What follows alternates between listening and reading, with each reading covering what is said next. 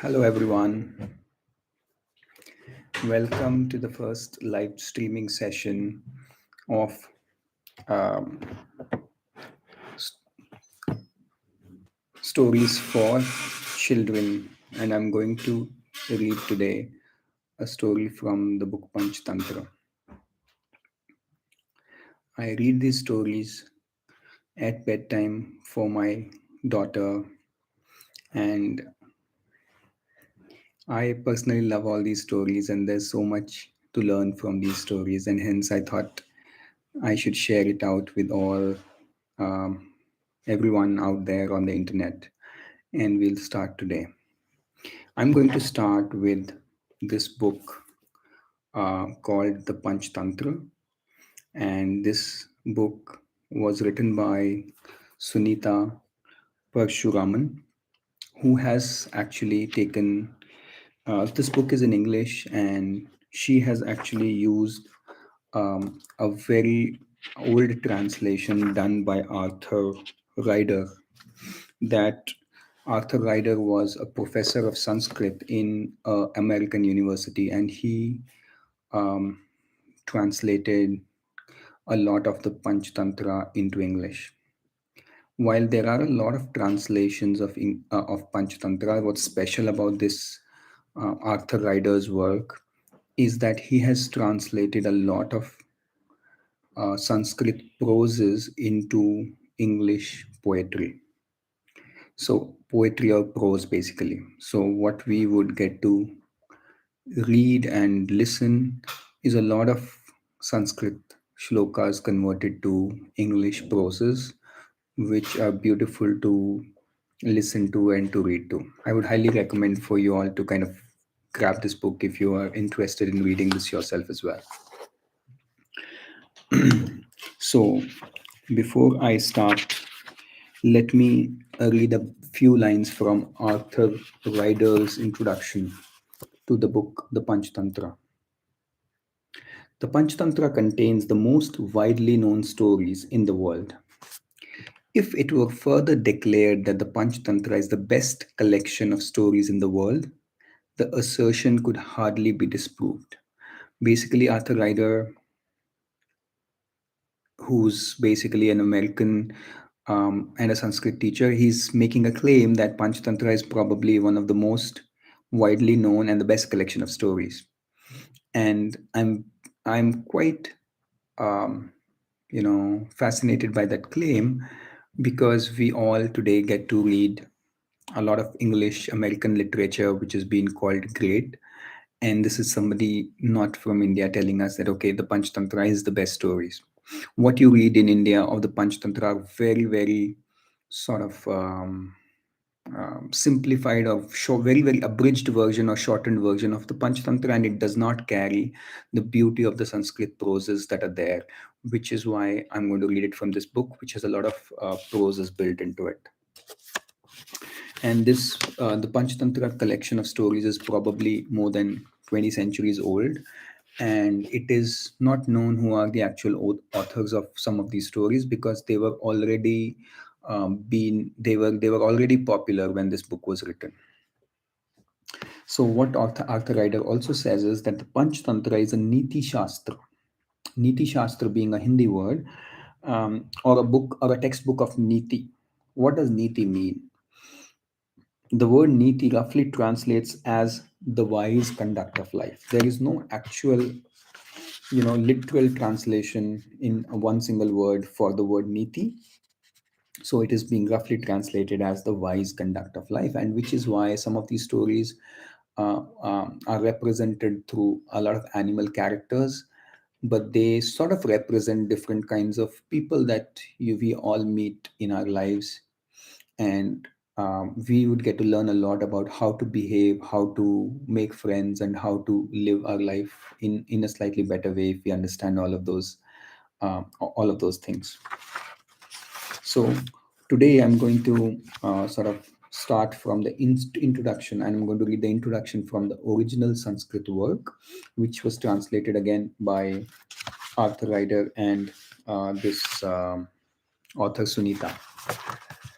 So this introduction from the original Sanskrit word starts with a prose, which says, translated into English, which says, one Vishnu Sharma, shrewdly gleaning all worldly wisdom's inner meaning. In these five books, the charm compresses of all such books the world possesses. And this is how it happened.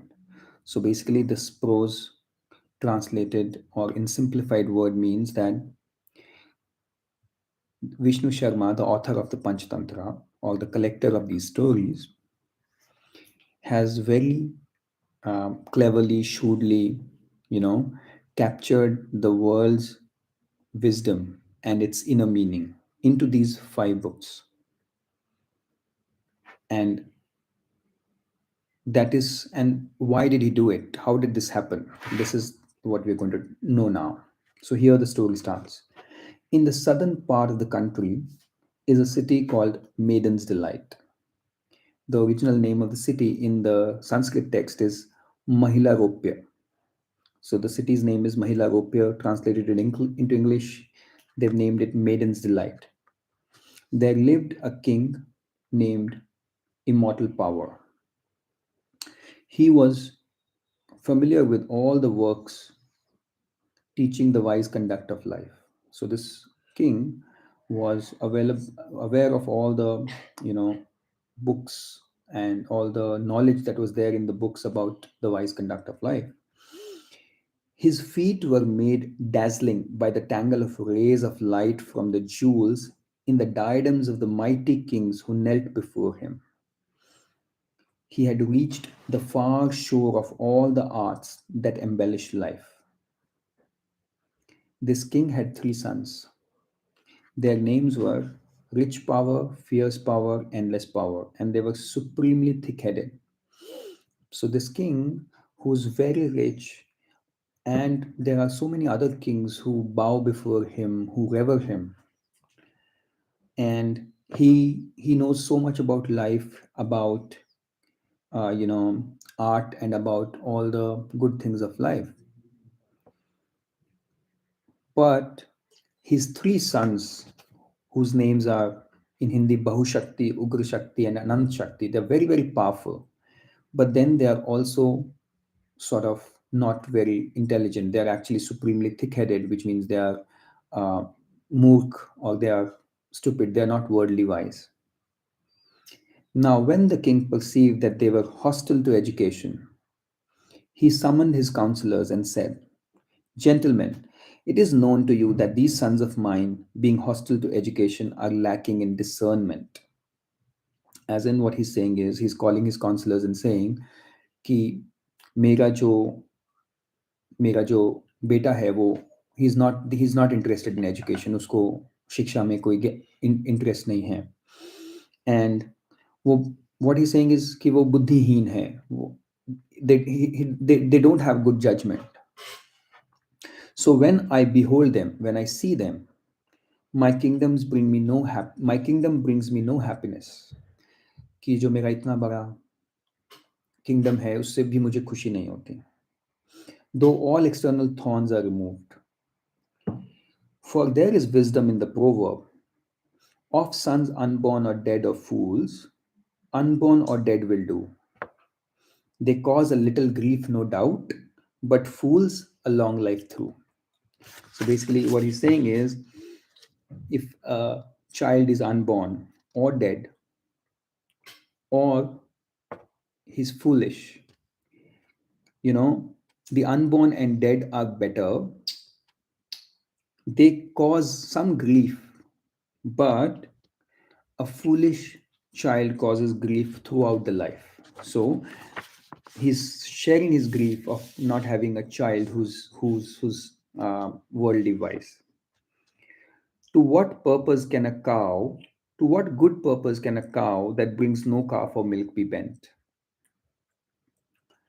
Or why beget a son or a child who proves a dunce and so disobedient? So again, he's comparing his children with a cow who does not give milk or cannot bear children. So he's saying, what good is a cow who cannot bear, cannot give milk or bear children. So similarly, what good are children who are foolish and um, who do not obey their children or want to learn from them? Some means therefore must be devised to awaken their intelligence. So he's telling his मंत्री कि कोई तरीका निकालो इन बच्चों को पढ़ाने का, इन बच्चों को शिक्षा देने का. And the counselors one after another replied, O king, first one learns grammar in 12 years. First one learns grammar in 12 years. If this subject has somehow been mastered, then one masters the books on religion and practical life. Then the intelligence awakens. So basically, what they're saying is it takes a long time to read grammar and then to be able to read more complicated texts to become intelligent. But one of them, a counselor named Keen, in Hindi, Sumati, said, O king, the duration of life is limited and the verbal sciences require much time for mastery. सो हमारा जीवन छोटा है और जो verbal sciences ये सब शिक्षा को ग्रहण करने में तो बहुत समय लगता है. Therefore, let some alternate kind of method be devised to awaken their intelligence. So I want to propose an alternative method of intelligence. There is a proverb that says, since verbal science has no final end, since verbal science has no final end, since life is short and obstacles impend, let central facts be picked and firmly fixed, as swans extract the milk and water mixed. So वो कह रहा है कि um, जो वो sciences हैं वो तो अनलिमिटेड हैं और जीवन छोटा है और उसमें बहुत डिफिकल्टीज आती हैं. तो करना क्या है? सार को ग्रहण करें, यानी कि जो संक्षिप्त में हम सीखें, शॉर्ट में समरी में हमें ज्ञान को सीखना पड़ेगा. और जैसे कि एक स्वैन जो है वो पानी और दूध अगर मिला हो तो उसमें से दूध निकाल लेती है. So is giving the example of a bird. Now there is a Brahman. So this Mantri Sumati is introducing Vishnu Sharma. Now there is a Brahmin named Vishnu Sharma with a reputation for competence in numerous sciences. Entrust the princes to him. अपने बच्चों की responsibility उसको दे दो. He will certainly make them intelligent and intelligent in a twinkling. So he's saying there is a very good teacher. So why don't you give your kids responsibility to that teacher? When the king had listened to this, he summoned Vishnu Sharma and said, Holy sir, as a favor to me, you must make these princes incomparable masters of the art of practical life. In return, I'll bestow upon you 100 land grants. And Vishnu Sharma replied to the king, O king, listen, here is the plain truth. I am not the man to sell good learning for a price of 100 land grants. मैं अपनी शिक्षा को किसी चीज के लिए बेचने के लिए नहीं आया यहाँ पे. But I do not in 6 months' time. But if I do not in 6 months' time make the boys acquainted with the art of intelligent living, I'll give up my own name. So at the same time, he's ready to take the responsibility. कि ठीक है, मैं 6 महीने में इनको बहुत अच्छा शिक्षा दे सकता हूँ. Let us cut the matter short. I have no use for money. I'm 80 years old, and all the objects of sensual desire have lost their charm for me. But in order that your request be granted, I'll show a sporting spirit in reference to artistic matters. Make a note of the date. If in 6 months' time I fail to render your sons incomparable masters of the art of intelligent living, then His Majesty is at liberty to show me his majestic bare bottom. So he's saying कि 6 महीने में अगर मैंने अपना इन बच्चों को smart और intelligent नहीं बनाया, इनको बेसिक जो शिक्षा चाहिए वो नहीं दी, तो आप मेरा नाम बदल सकते हैं. When the king, surrounded by his counselors, had listened to the Brahman's highly unconventional promise, he was filled with wonder, entrusted the princes to him, and experienced supreme content. So basically, राजा ने अपने बच्चों को विष्णु शर्मा से सीखने के लिए भेजा और उसको बहुत अच्छा लगा कि उनको एक अच्छा शिक्षक अपने बच्चों के लिए मिला है. Meanwhile, Vishnu Sharma took the boys home and made them learn by rote 5 books, which he composed and called The Loss of Friends, that is the name of the first book. Second book, The Winning of Friends. Third book, Crows and Owls. Fourth book, Loss of Gains. And fifth book, Ill Considered Action. These the princes learned, and in 6 months' time, they answered the prescription. Since that day, this work on the art of intelligent living, called the Panchatantra, or the five books, has traveled the world, aiming at the awakening of intelligence. सो तब से ये 5 books famous हो गई हैं, और ये 5 books की कुछ स्टोरीज इस बुक जो मैं आपको सुनाऊंगा उसके अंदर हैं. एंड टू समराइज, अभी इस बुक की समरी क्या है? Whoever learns the work by heart or through the storyteller's art becomes acquainted his life by sad defeat, although the king of heaven be his foe, is never tainted. तो जो बच्चे या जो कोई भी इस बुक को समझ लेगा और इसकी शिक्षा को समझ लेगा, उसको the king of haven Indra भी कभी डिफीट, ह्यूमिलिएट या विनाश नहीं कर सकेगा. So that is what the author is claiming.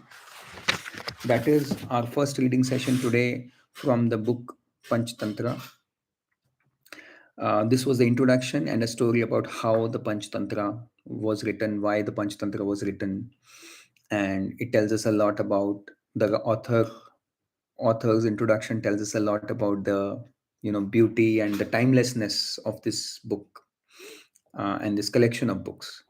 So हम ये कल कंटिन्यू करेंगे, और हम इसकी पहली कहानी से कल अपना नेक्स्ट सेशन शुरू करेंगे. Thank you for joining us today, and see you again tomorrow.